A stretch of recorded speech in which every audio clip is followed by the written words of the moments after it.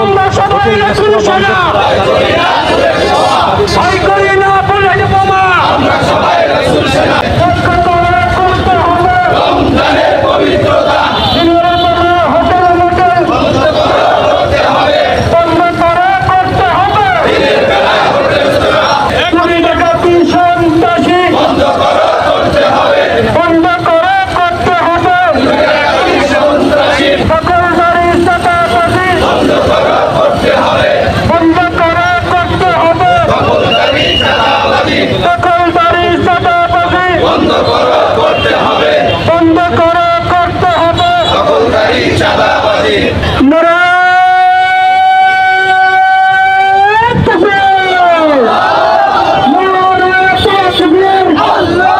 সমাবেশ থেকে শেরপুরবাসীকে শুধু নয় গোটা দেশের মানুষকে জানাইতে চাই মাহে রমজানের পবিত্রতা আমাদেরকে রক্ষা করতে হবে। এক্ষেত্রে অশ্লীলতা বেহায়াপনা সন্ত্রাসী চাঁদাবাজি যেগুলো রয়েছে সবগুলোই বন্ধ করতে হবে।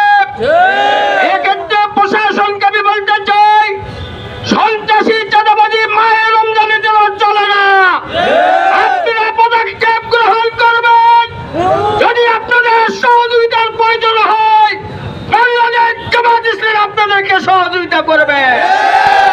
সংগ্রামী ভাইরা আমার, এর সাথে সাথে বলতে চাই যারা সন্ত্রাসী কার্যক্রম করছেন ইতিমধ্যে আমরা লক্ষ্য করছি দেশের মধ্যে একটা বিশৃঙ্খল পরিবেশ তৈরি করার জন্য একদল ডাকাতের আবির্ভাব হয়েছে।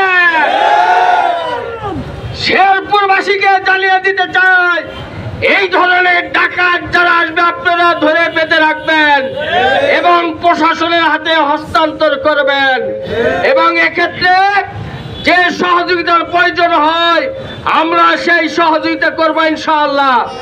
সর্বশেষে আর একটি কথা বলতে চাই, আমাদের দেশে অনেক অমুসলিম আছে তারা তো রোজা রাখবে না, তারা খাওয়া দাওয়া করার জন্য তাদের খাবারের প্রয়োজন, তবে সেটা শালীনতা বজায় রেখে আপনারা খাবেন।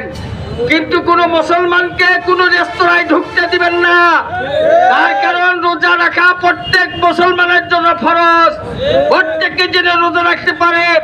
এই জন্য হোটেল রেস্তোরাঁ যারা আছেন দিনের বেলায় আপনারা হোটেল রেস্তোরাঁ বন্ধ রাখেন, সন্ধ্যার দিকে আপনারা খোলেন, রাত্রিতে ভালো ব্যবসা চলবে ইনশাআল্লাহ।